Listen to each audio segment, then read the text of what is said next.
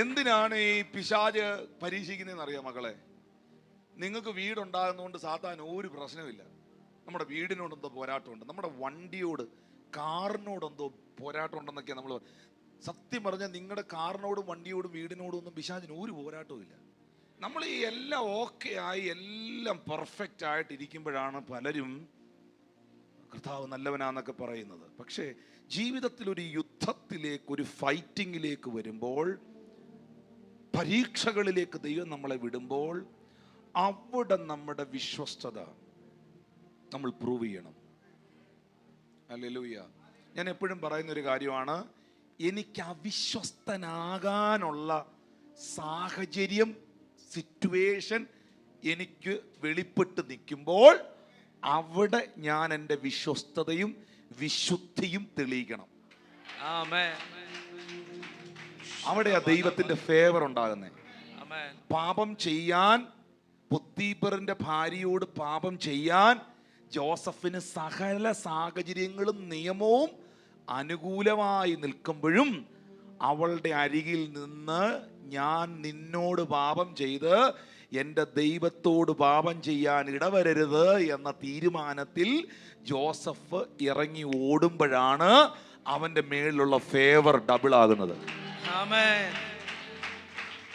Nebuchadnezzar രാജാവിന്റെ കാലഘട്ടത്തിൽ രാജാവ് വീഞ്ഞെടുത്ത് ദാനിയേലിന് നീട്ടുമ്പോൾ, രാജാവേ, നിന്റെ വീഞ്ഞുകൊണ്ടും രാജഭോജനം കൊണ്ടും ഞാൻ എന്നെ അശുദ്ധനാക്കുകയില്ല എന്ന് ദാനിയേൽ ഒരു തീരുമാനം എടുത്ത തീരുമാനത്തിന്റെ മുൻപിലാണ് ദൈവത്തിന്റെ ഫേവർ ദാനിയേലിൽ ആക്ടിവേറ്റ് ആകുന്നത്. ഒഴുക്കിനകത്ത് ഒഴുകിപ്പോകുന്ന ഒരു തലമുറയല്ല ഈ കാലഘട്ടത്തിൽ ദൈവം അന്വേഷിക്കുന്നത്. ഒഴുക്കിനെതിരെ നീന്തിക്കയറുന്ന ഒരു തലമുറയാണ്. ഒഴുക്കിനെതിരെ നീന്തിക്കയറുന്ന ഒരു തലമുറയെ വിശ്വാസം, അതിന് വേണ്ടത് വിശ്വാസം, അതിന് വേണ്ടത് വിശ്വാസം, അതിന് വേണ്ടത് ആശ്രയം, അതിന് വേണ്ടത് ട്രസ്റ്റ്, ദൈവത്തോടുള്ള ട്രസ്റ്റ്. എന്താ പത്രോസിന്റെ കാര്യത്തിൽ സാത്താൻ ചോദിച്ചത്? യേശു എന്നാ പീറ്ററിനെ കുറിച്ച് പറഞ്ഞേ? ജോബിന്റെ കാര്യത്തിൽ സാത്താൻ ചമ്മിപ്പോയി, ശരിയാ, സത്യ. എന്നെ നിങ്ങളൊന്ന് ഓർത്തു നോക്കിയേ, പിശാചിനെ നോക്കി ദൈവം ചിരിച്ചതെന്ന് ഓർത്തു നോക്കി. വല്ലതും മനസ്സിലാവുന്നോ ഞാനീ പറയുന്നേ? മോനെ ഒന്ന് ഇമാജിൻ ചെയ്യണ. സാത്താൻ ദൈവത്തിന്റെ മുഖത്ത് നോക്കി പറഞ്ഞു, നിന്നെ അവൻ നിന്റെ മുഖത്ത് നോക്കി ത്യജിച്ച് കളയുമെന്ന് പറഞ്ഞു.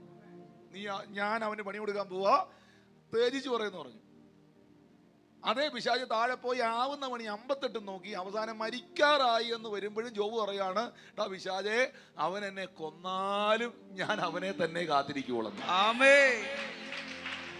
ഭാര്യ എതിരായി, എല്ലാരും എതിരായി. സത്യം പറയുമ്പോ സാത്താനെ നോക്കി ദൈവം ചിരിക്കുന്നത് നോക്കി. അയ്യോ, ആരും മിണ്ടണില്ലല്ലോ. ഹല്ലേലൂയ. ഇന്ന് പകലിൽ നിന്നെ ഓർത്ത് ദൈവം ദുഃഖിക്കുകയല്ല, പൈശാചിക മേഖലയെ നോക്കി ചിരിക്കാൻ, പൈശാചിക മേഖലയെ നോക്കി, മുഴു സ്വർഗവും നോക്കി ചിരിക്കത്തക്കവണ്ണം നിന്റെ ജീവിതത്തിന്റെ വിശ്വാസത്തെ നീ അപ്ലിഫ്റ്റ് ചെയ്യുവാൻ ആത്മാവ് ഇടപെടുകയാണ്. എന്താ പത്രോസിനെ കുറിച്ച് യേശു പറഞ്ഞത്? എന്താ സാത്താൻ യേശുവിനോട് ചോദിച്ചത്? ലൂക്കോസിന്റെ സുവിശേഷം 22-ാം അധ്യായത്തിന്റെ 31-32 വാക്യങ്ങളിൽ എഴുതിയിട്ടുണ്ട്. ശീമോനെ, ശീമോനെ, സാത്താൻ നിങ്ങളെ ഗോതമ്പ് പാറ്റുന്നത് പോലെ പാറ്റേണ്ടതിന് കൽപ്പന ചോദിച്ചു. ഞാനോ നിന്റെ കൃപാവരം പോകാതിരിക്കാനല്ല, നിന്റെ വലയും പടകും പോകാതിരിക്കാനല്ല, നിന്റെ അമ്മായിയമ്മയുടെ വീടും നിന്റെ വീടും കെട്ടിപ്പോക്കാനല്ല, ഞാൻ ഒറ്റ കാര്യത്തിന് വേണ്ടിയാണ് നിനക്ക് വേണ്ടി പ്രാർത്ഥിച്ചത്. ഒറ്റ കാര്യത്തിന് വേണ്ടിയാണ് നിനക്ക് വേണ്ടി ഞാൻ ഇടിവിൽ നിന്നത്. അത് നിന്റെ വിശ്വാസം പോകാതിരിക്കാൻ. ആമേൻ, ഹല്ലേലൂയ. ഞാൻ വീണ്ടും സഭയോട് പറയുന്നു, നിന്റെ വിശ്വാസം പോയില്ലെങ്കിൽ പോയതെല്ലാം നന്മയും തിരിച്ചു വരും. തന്റെ ശരീരത്തിന്റെ ബലം ക്ഷയിച്ചിട്ടും സാറയുടെ ഗർഭപാത്രത്തിന്റെ നിർജീവം ഗ്രഹിച്ചിട്ടും അബ്രഹാം വിശ്വാസത്തിൽ ക്ഷീണിക്കാതെ വാഗ്ദത്തം ചെയ്തവൻ പ്രവർത്തിപ്പാൻ ശക്തനെന്നുറച്ചു. അതവന് നീതിയായി കണക്കിട്ടു. വിശ്വസിക്കുന്നവർക്കായി ഞാൻ ദൈവത്തെ സ്തുതിക്കുകയാണ്. എന്ത് നഷ്ടപ്പെട്ടാലും Amen. നിങ്ങളുടെ ഫെയ്ത്ത് പോകരുത്. Amen. നിങ്ങൾ ഇന്ന് കേൾക്കുന്ന കേൾവികൾ, നിങ്ങൾക്കറിയാമോ, ഈ സോഷ്യൽ മീഡിയയിലൂടെയും മറ്റ് മാധ്യമങ്ങളിലൂടെയും വ്യക്തികളിലൂടെയും ഒക്കെ ദൈവരാജ്യ പ്രവർത്തികൾക്കെതിരെ, അത് ഏതു സഭയോ ആകട്ടെ, ഏതു വ്യക്തിയോ ആകട്ടെ, നിങ്ങളെ പൈശാചിക മേഖലകൾ കേൾപ്പിക്കുന്ന കേൾവി നിങ്ങളെ ആത്മതലങ്ങളിൽ വിശ്വാസ ജീവിതത്തിൽ പരിപോഷിപ്പിക്കുവാനോ എൻകറേജ് ചെയ്യുവാനോ അല്ല, നിങ്ങളുടെ വിശ്വാസം ഇല്ലാതാക്കാനാണ്. Amen. കാരണം ബൈബിൾ തന്നെ പറയുന്ന ഒരു സത്യമുണ്ട്, വിശ്വാസം കേൾവിയാലും കേൾവി ക്രിസ്തുവിന്റെ വചനത്താലും വരുന്നെന്ന്. Amen. ആവശ്യമില്ലാത്ത കേൾവികളും ആവശ്യമില്ലാത്ത കാഴ്ചകളും നിന്നെ കാണിക്കുന്നത് നീ UK പോകാതിരിക്കാൻ വേണ്ടിയോ, വണ്ടി കിട്ടാതിരിക്കാൻ വേണ്ടിയോ, വീടുണ്ടാകാതിരിക്കാൻ വേണ്ടിയോ, പ്രൊമോഷൻ ഉണ്ടാകാതിരിക്കാൻ വേണ്ടിയോ അല്ല. നിങ്ങൾക്ക് സാമ്പത്തികമൊന്നും ഉണ്ടാകുന്നതുകൊണ്ട് പിശാചിന് ഒരു കംപ്ലൈന്റും ഇല്ല. അവന്റെ ടാർഗറ്റ് ഒന്നേ ഉള്ളൂ, ദൈവത്തിലുള്ള നിന്റെ ആശ്രയം, അവനിലുള്ള നിന്റെ വിശ്വാസം, നിനക്ക് ദൈവം വെച്ചിരിക്കുന്ന നിത്യജീവൻ ഇല്ലാതാക്കുക. Amen. അവിടെ ഒരു യുദ്ധമുണ്ട്, അവിടെ ഒരു യുദ്ധമുണ്ട്.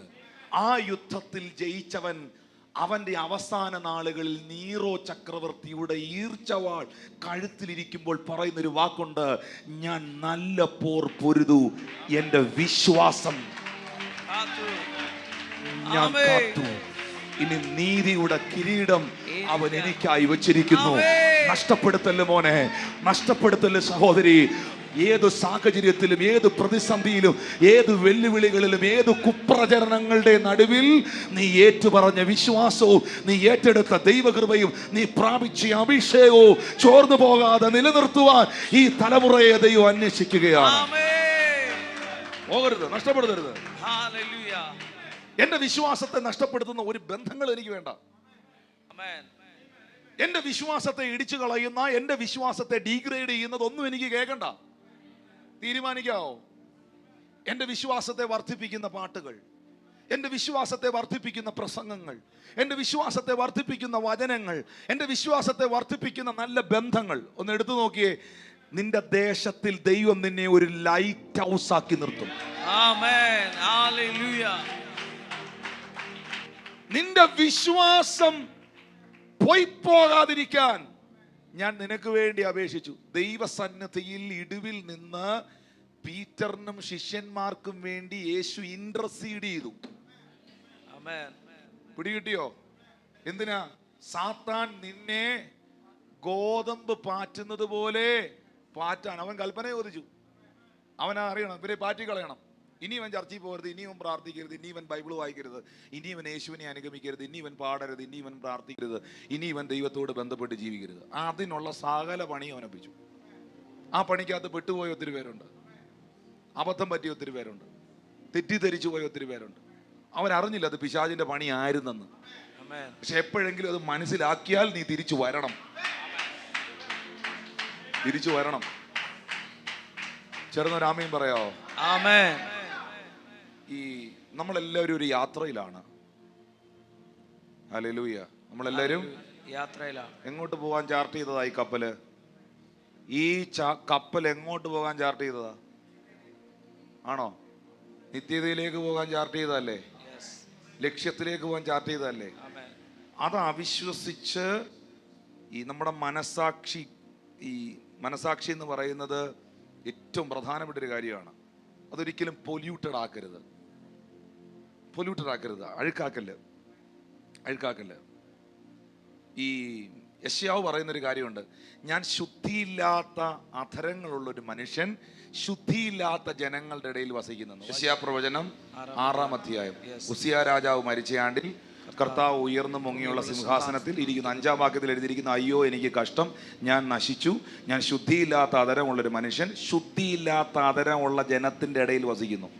എന്താ എന്റെ അധരത്തിന് ശുദ്ധിയില്ലാതായി പോയെ? നിന്നെ പാപം ചെയ്യാൻ, തിന്മയിലേക്ക് നയിക്കാൻ, ആവശ്യമില്ലാത്ത കാര്യങ്ങളിൽ നിന്നെ നയിക്കുന്നവന്റെ കൂടെ നീ കൂട്ടുകൂടരുത്. ജ്ഞാനിയോട് കൂടെ നടക്ക, എന്നാൽ നീയും ജ്ഞാനിയാകും. നീ ആരുടെ കൂടെ അസോസിയേറ്റ് ചെയ്യുന്നു, നീ അതാകും. യെശയ്യാവ് പറയുന്നു, ഞാൻ ശുദ്ധിയില്ലാത്ത അധരങ്ങളുള്ള ജനത്തിന്റെ ഇടയിൽ വസിച്ച് ഞാനും അവന്മാരെ പോലെ ആയിപ്പോയെന്ന്. അങ്ങനെ ആകരുത്. എന്റെ വിശ്വാസം വർദ്ധിപ്പിക്കാത്ത, ദൈവബന്ധത്തിൽ നിന്ന് എന്നെ അകറ്റുന്ന യാതൊരു കാര്യങ്ങൾക്കകത്തും ഞാൻ ഉണ്ടാകരുത്. എനിക്കിത് കേൾക്കാം. ഒരു പാസ്റ്ററെ കുറിച്ചോ ഒരു ദൈവദാസനെ കുറിച്ചോ അല്ലെങ്കിൽ മറ്റെന്തെങ്കിലും കാര്യങ്ങളെക്കുറിച്ചോ ഒരാൾ വാചാലനാകുമ്പോൾ, ബ്രദറെ എനിക്കിത് കേൾക്കാൻ താല്പര്യമില്ല എന്ന് പറയണം. കാരണം നീ അത് കേട്ട് കഴിയുമ്പോൾ നിനക്ക് വിശ്വാസമാണോ ഉണ്ടാകുന്നത്, അവിശ്വാസമാണോ ഉണ്ടാകുന്നതെന്ന് നിന്റെ മനസ്സാക്ഷിയോട് ചോദിക്കണം. നിന്റെ വിശ്വാസം വർദ്ധിപ്പിക്കാത്ത, നിന്നെ ദൈവത്തോട് അടുപ്പിക്കാത്ത, ദൈവിക ബന്ധത്തിൽ കണക്ട് ചെയ്യാത്തതൊന്നും നിനക്കുള്ളതല്ല. 100% അല്ല. പിന്നെ കിടന്ന് മോങ്ങരുത്, അല്ലെ കരയരുത്. അത് പോയി ഇത് പോയി, ഇപ്പം പഴയ പോലെ പ്രാർത്ഥിക്കാൻ പറ്റുന്നില്ല, എനിക്ക് പഴയ പോലെ ആരാധിക്കാൻ പറ്റുന്നില്ല എന്നൊന്നും പറഞ്ഞേക്കരുത്. അങ്ങനെ ഉണ്ടെങ്കിലും തിരിച്ചു വന്നോണം, പ്രാർത്ഥനയിലേക്ക് വന്നോണം. ആവശ്യമില്ലാത്തടത്ത് പോയി ഇരിക്കരുത്. അതുകൊണ്ടാണ് 1-ാം സങ്കീർത്തനത്തിൽ പറയുന്നത് പരിഹാസികളുടെ ഇരിപ്പിടത്തിൽ ഇരിക്കരുതെന്ന്. ഒന്ന് കരമടിച്ച് കർത്താവിന് നന്ദി പറഞ്ഞു.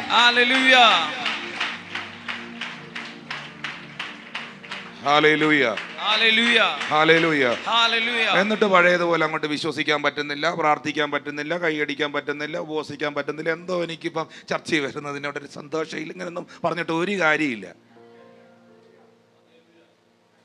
ചേർന്ന് രാമീൻ പറയാവോ? സ്തോത്രം. അവിശ്വാസം എന്ന ദുഷ്ടഹൃദയം, അതൊരു ദുഷ്ടഹൃദയം. നല്ല ഈ ഇംഗ്ലീഷ് വായിക്കണം അവിടെ കേട്ടോ. മലയാളത്തിൽ ദുഷ്ടഹൃദയം ഇരിക്കുമ്പോൾ ഈവിൾ ഹാർട്ട് എന്ന, ഈവിൾ ഹാർട്ട്, പിശാച് കൈക്കലാക്കിയ ഹൃദയം ഉണ്ടാകാതിരിക്കാൻ നിങ്ങൾ സൂക്ഷിക്കണം. അത് നിങ്ങൾ സൂക്ഷിക്കാൻ എഴുതിയിരിക്കുന്നത്, ദൈവം സൂക്ഷിക്കുമെന്നല്ല. ചേർന്ന് രാമീൻ പറഞ്ഞേ. ദൈവത്തിൽ നിന്ന് ജനിച്ചവൻ തന്നെത്താൻ സൂക്ഷിക്കുന്നു, ദുഷ്ടൻ അവനെ തൊടുന്നില്ല. 1 യോഹന്നാന്റെ ലേഖനം എന്ന് പറഞ്ഞേ. ദൈവത്തിൽ നിന്ന് ജനിച്ചവൻ, പറഞ്ഞേ ദൈവത്തിൽ നിന്ന് ജനിച്ചവൻ തന്നെത്താൻ സൂക്ഷിക്കുന്നു, ദുഷ്ടൻ അവനെ തൊടുന്നില്ല. ചേർന്ന് രാമീൻ പറയോ? പൗലോസ് പറഞ്ഞു, ഞാൻ പ്രസംഗിച്ച ശേഷം ഞാൻ തന്നെ കൊള്ളരുതാത്തവനായി പോകാതിരിപ്പാൻ ഞാൻ എന്റെ ശരീരത്തെ ദണ്ഡിപ്പിച്ച് അടിമപ്പെടുത്തുന്നു.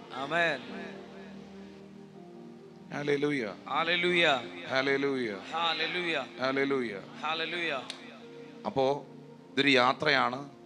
അതുകൊണ്ടാണ് 1 തീമോത്തിയോസിന്റെ ലേഖനത്തിൽ 1-ാം അധ്യായത്തിന്റെ 19-ാം തിരുവചനത്തിൽ എഴുതിയിരിക്കുന്നത്, ചിലർ നല്ല മനസാക്ഷി തള്ളിക്കളഞ്ഞിട്ട് അവരുടെ വിശ്വാസ കപ്പൽ തകർന്നുപോയി. കപ്പലിന്റെ പേരെന്നാ? ഉറക്കെ പറ. വിശ്വാസ കപ്പലിലാണ് യാത്ര ചെയ്യുന്നത്. ഈ വിശ്വാസം പോയി കഴിഞ്ഞാൽ വിശ്വാസ കപ്പല് തകരും. കപ്പല് തകർന്ന എത്തേണ്ടടുത്ത് എത്തുകയില്ല. അപ്പൊ ഈ കപ്പല് തകരാതെ, ഈ വിശ്വാസ കപ്പൽ തകരാതെ വളരെ കെയർഫുള്ളായി മുന്നോട്ട് പോകണം. നിങ്ങളുടെ എല്ലാ ഡീലുകളും ചേർന്ന് രാമീൻ പറഞ്ഞേ. All the deal, all the deal. Thank you Jesus. I can hear something. എന്നാൽ ഒരു കാര്യം ഞാൻ സഭയോട് പറയട്ടെ. നമുക്കൊരു ദൗത്യമുണ്ട്, നമ്മുടെ ദൈവദാസന്മാർക്കൊരു ദൗത്യമുണ്ട്. കർത്താവിൻ്റെ വേലയിൽ നിൽക്കുന്നവരൊക്കെ ഒന്ന് കൈ ഉയർത്തിപ്പിടിച്ച്. നമുക്കൊരു ദൗത്യമുണ്ട്. എന്നാ ദൗത്യം എന്നറിയാമോ? റോമർക്കെഴുതിയ ലേഖനം 14-ാം അധ്യായത്തിൻ്റെ 1-ാമത്തെ വാക്യം ആദ്യം വായിക്കണം. സംശയ വിചാരങ്ങളെ വിധിക്കാതെ വിശ്വാസത്തിൽ ബലഹീനനായവനെ ചേർത്ത് പിടിക്കണം. ചിലപ്പോൾ ചിലരങ്ങ് വിശ്വാസത്തിൽ അങ്ങ് ചില സമയങ്ങളിൽ അങ്ങ് താഴെ പോകും. ആ സമയത്ത് ദൈവദാസന്മാർ, ശുശ്രൂഷകർ, അവൻ്റെ വിശ്വാസമൊക്കെ ഒന്നും പഴയതുപോലില്ല, അവൻ പൊക്കോട്ട, അങ്ങനല്ല. വിശ്വാസത്തിൽ ബലഹീനരായവരെ ചേർത്ത് പിടിക്കണം. 23-ാമത്തെ വാക്യത്തിൽ എഴുതിയിരിക്കുന്നു, എന്നാൽ സംശയിക്കുന്നവൻ തിന്നുന്നെങ്കിൽ അത് വിശ്വാസത്തിൽ നിന്ന് ഉത്ഭവിക്കായക കൊണ്ട് അവൻ കുറ്റക്കാരനായിരിക്കുന്നു. വിശ്വാസത്തിൽ നിന്ന് ഉത്ഭവിക്കാത്തതൊക്കെയും പാപമത്രേ. എന്തൊക്കെയാണ് പാപം? വ്യഭിചാരം, മോഷണം, കൊലപാതകം, ഇതൊക്കെയല്ലേ നമ്മൾ പഠിച്ചേക്കുന്നത്. പക്ഷെ വേദപുസ്തകം പറയുന്നു വിശ്വാസത്തിൽ നിന്ന് ഉത്ഭവിക്കാത്തതൊക്കെയും പാപമാണ്. ഹല്ലേലൂയ. നമ്മൾ വിശ്വാസത്താൽ ജീവിക്കുന്നവരാണ്. നമ്മൾ വിശ്വാസ നാടിനെ നോക്കുന്നവരാണ്. ഹല്ലേലൂയ. നമ്മൾ വിശ്വാസത്തിന്റെ നായകനും പൂർത്തീകരിക്കുന്നവനുമാകുന്ന യേശുവിനെ ആരാധിക്കുന്നവരാണ്. Thank you holy spirit. Hallelujah. ഒരു വാക്യം കൂടെ വായിക്കാൻ പോവുകയാണ്. വിശ്വാസത്തെക്കുറിച്ച് ഒരൊറ്റ വാക്യം കൂടെ വായിക്കാൻ പോവുകയാണ്. എബ്രായർ 11:6 വാക്യത്തിൽ എഴുതിയിട്ടുണ്ട്, എന്നാൽ വിശ്വാസം കൂടാതെ ദൈവത്തെ പ്രസാദിപ്പിക്കുവാൻ കഴിയുന്നതല്ല. ദൈവത്തിന്റെ അടുത്ത് വരുന്നവൻ ദൈവം ഉണ്ടെന്നും കൺഫേം ചെയ്യണം. തന്നെ അന്വേഷിക്കുന്നവർക്ക് അവൻ പ്രതിഫലം കൊടുക്കുമെന്നും വിശ്വസിക്കേണ്ടതല്ലയോ? ചേർന്നൊരു ആമീൻ പറയാവോ? 4 ഒരു പക്ഷപാതക്കാരനെ കർത്താവിൻ്റെ അടുക്കൽ ചുമന്നുകൊണ്ട് വന്നില്ലേ? കിടക്കയോടെ മേൽക്കൂര പൊളിച്ച് താഴോട്ട് ഇറക്കിയില്ലേ? എന്ത് കാരണം കൊണ്ടാണ് യേശു അവനെ സൗഖ്യമാക്കി? അവനെ കൊണ്ടുവന്നവരുടെ വിശ്വാസം കണ്ടിട്ട്. അവനെ കൊണ്ടുവന്നവരുടെ വിശ്വാസം കണ്ടിട്ട്. ഈ വിശ്വാസം കാണാൻ പറ്റും. ലുസ്ത്ര എന്ന് പറയുന്ന സ്ഥലത്ത് അമ്മയുടെ ഉദരം മുതൽ മുടന്തനായ ഒരു മനുഷ്യനുണ്ടായിരുന്നു. അവിടെ എഴുതിയിട്ടുണ്ട്, പൗലോസ് അവന്റെ വിശ്വാസം കണ്ടാറേ അവനോട് എഴുന്നേറ്റ് കാലൂന്നി നിവർന്ന് നിൽക്കാൻ പറഞ്ഞു. പൗലോസ് അപ്പോസ്തലൻ അവന്റെ വിശ്വാസം കണ്ടാറേ. കാണാൻ പറ്റും, അത് എൻ്റെ കണ്ണുകളിൽ കാണാൻ പറ്റും. ചില മീറ്റിങ്ങുകളിലൊക്കെ ചിലർ ആത്മശക്തി സ്വീകരിക്കുന്നതും വിടുതൽ നമുക്കറിയാം. അവര് വിശ്വാസത്തോടെ ദാഹത്തോടെ വന്ന് നിൽക്കുന്നവരാണ്. അവൻ്റെ കണ്ണിനകത്ത് ആ തിളക്കമുണ്ട്, അവൻ്റെ ആ ആറ്റിറ്റ്യൂഡിൽ ആ സാധനമുണ്ട്. അവൻ വെറുതെ വന്നവനല്ല, അവൻ പിടിക്കാൻ, അത് കൊണ്ടുപോകാൻ വന്നവനാണ്.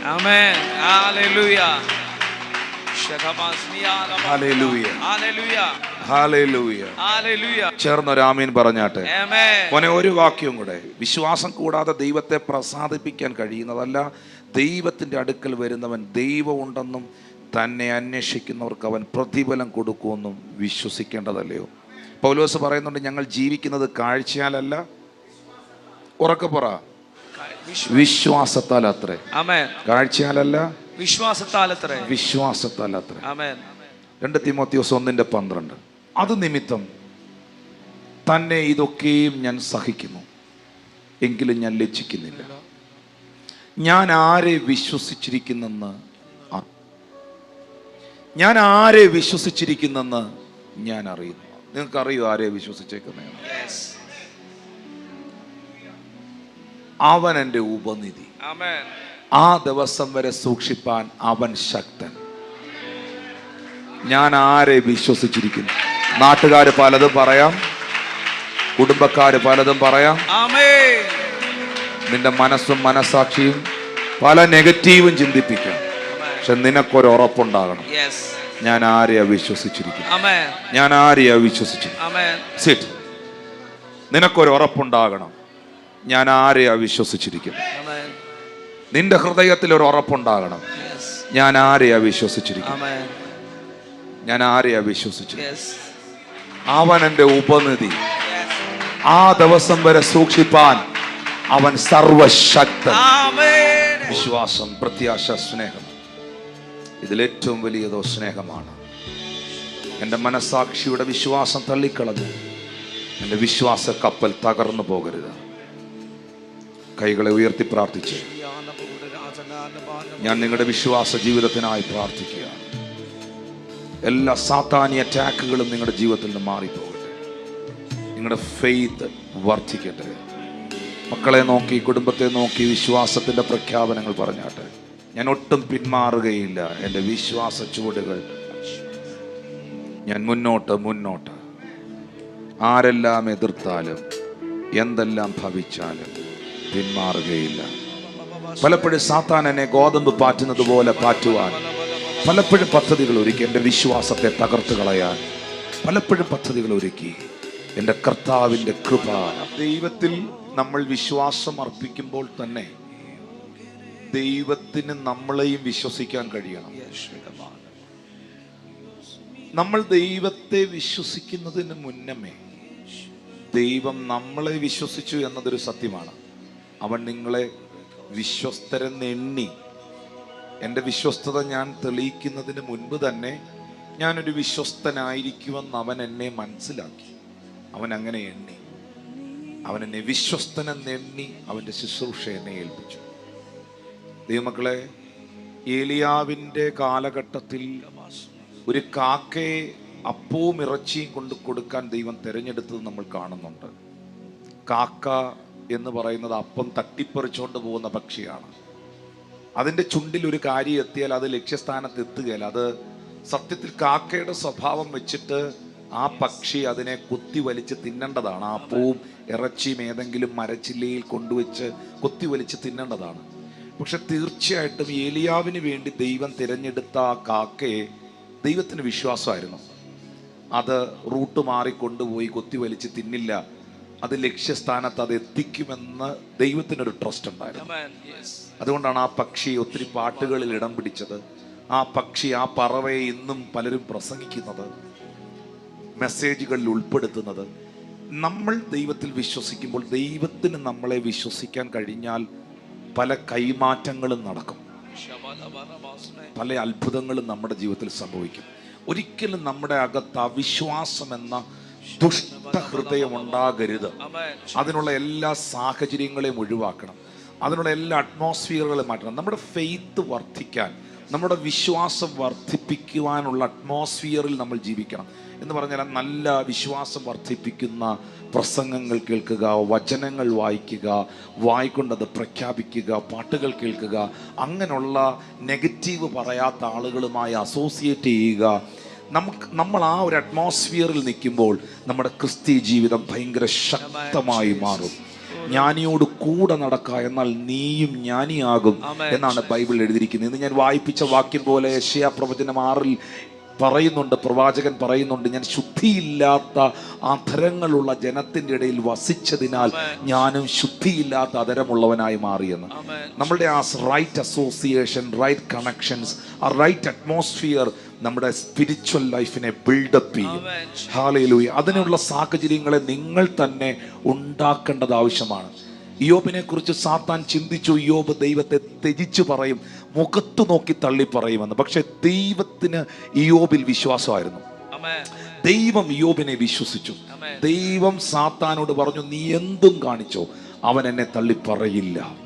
പക്ഷെ ദൈവത്തിന്റെ വിശ്വാസത്തിന്, ജോബിനോടുള്ള വിശ്വാസത്തിൽ ഭംഗം വന്നില്ല. പ്രിയപ്പെട്ടവർ, ജീവിതത്തിൽ എല്ലാം തകർന്ന് തരിപ്പണായിരിക്കുമ്പോഴും ജോബ് പറഞ്ഞു, അവൻ എന്നെ കൊന്നാലും ഞാൻ അവനെ തന്നെ കാത്തിരിക്കും. അവന്റെ ജീവിത ചരിത്രത്തെ മുഴുവൻ ദൈവം മാറ്റി. നിങ്ങളുടെ വിശ്വാസ കപ്പൽ തകർന്നു പോകരുത്. അവിശ്വാസം എന്ന ദുഷ്ടഹൃദയം നിങ്ങളിൽ ഉണ്ടാകുവാനിടവരരുത്. ഹല്ലേലൂയ. നിങ്ങൾ വായ്ക്കൾ തുറന്ന് വിശ്വാസം പ്രഖ്യാപിച്ചാട്ടെ. നിങ്ങൾ വിശ്വാസത്തോടെ ഈ മലയോട് ചാടി കടലിലേക്ക് പോക എന്ന് പറഞ്ഞാൽ നീ പറഞ്ഞതുപോലെ സംഭവിക്കും. നിങ്ങൾ ബൈ ഫെയ്ത്തിൽ എന്ത് പറയുന്നോ, ദൈവം അതിനെ ആക്ടിവേറ്റ് ചെയ്യും. ദൈവം അതിനെ പ്രവൃത്തി പദത്തിൽ കൊണ്ടു